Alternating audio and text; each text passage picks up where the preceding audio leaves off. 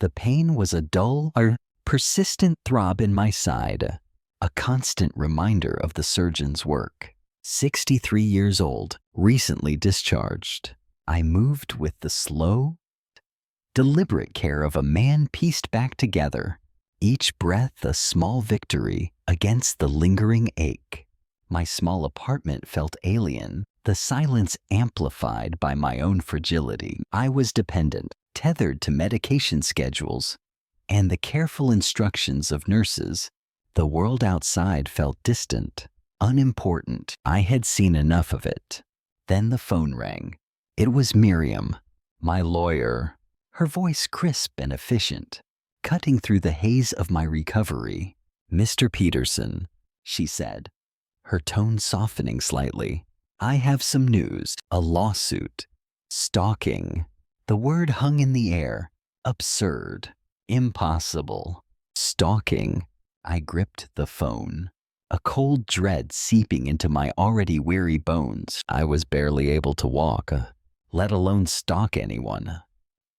"Who?" I asked, my voice thin.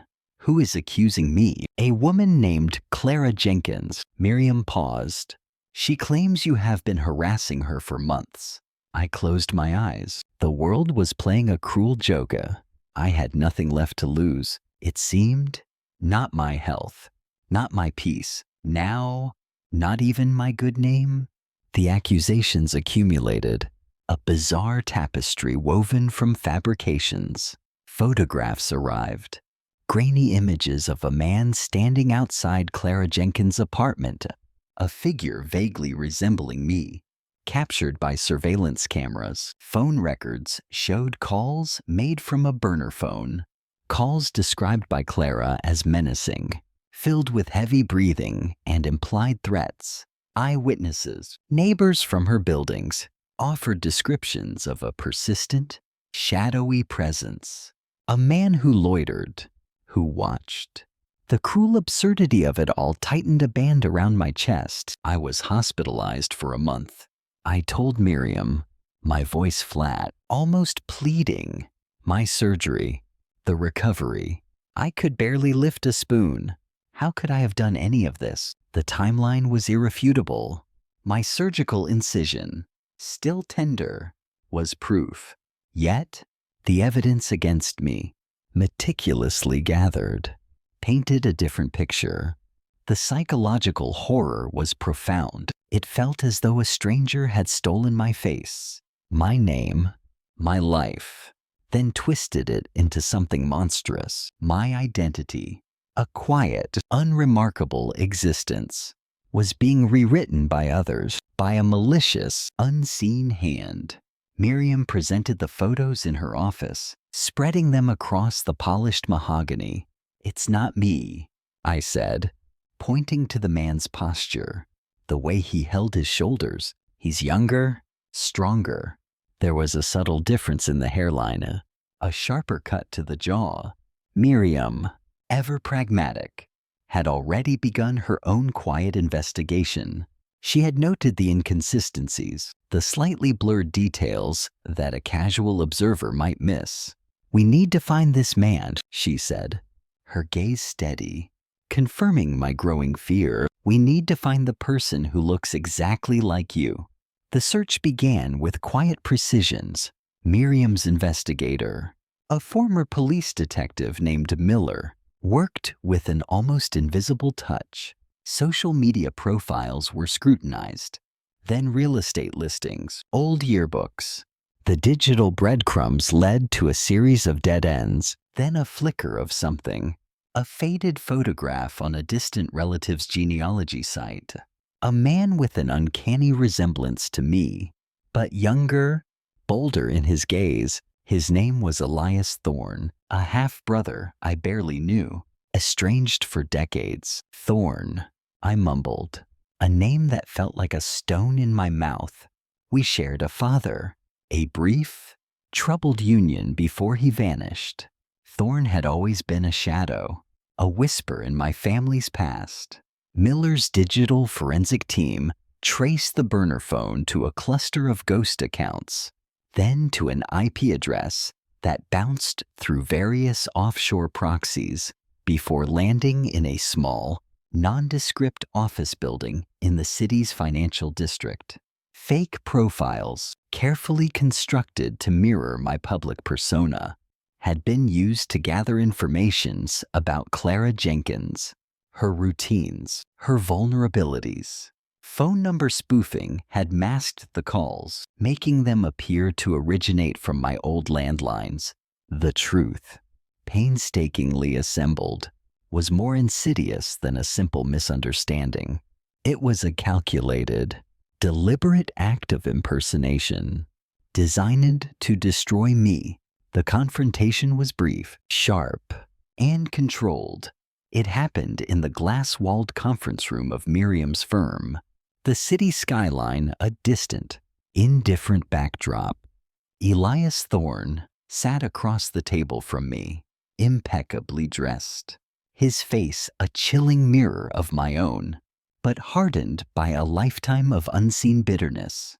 He met my gaze with an almost defiant calm, a flicker of something close to amusement in his eyes. He had the same precise, almost delicate hands as our father, the same way of holding his head slightly to the left, but there was no recognition there. No warmth, just a cold calculation. Miriam laid out the evidence, not with fury, but with quiet, devastating precision. The IP addresses, the spoofed calls, the financial transfers from a shell corporation connected to Thorne, payments made to Clara Jenkins, a carefully forged document, a letter from my deceased wife, supposedly detailing an affair with Thorne, a fabrication meant to provide a motive for my alleged stalking. Clara Jenkins, a former employee of Thorne's, had been manipulated, her own financial troubles exploited, her testimony bought. Thorne had orchestrated the entire charade, driven by a twisted desire to destroy my reputation, to erase me. The motive, buried deep in a decades-old family slight, was simple: poisonous envy. The air in the room was thick with unspoken words, with a silent, simmering rage that remained unvoiced. Thorne offered no explanation, no apology, just a slow, almost imperceptible shake of his head. He had failed. That was his only visible reaction.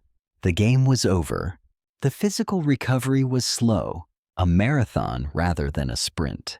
Each day brought a small, incremental improvement, a loosening of the pain, a strengthening of muscles that had atrophied. The legal battle that followed was mercifully swift. Thorne's meticulously crafted web of deceit unraveling under the weight of the evidence. Clara Jenkins, stripped of her false pretense, confessed her role, her voice small and broken. The world, once hostile, began to right itself. Months later, my ex-wife called, her voice hesitant, a fragile bridge connecting past to present. I listened to her talk about the children, about her new life.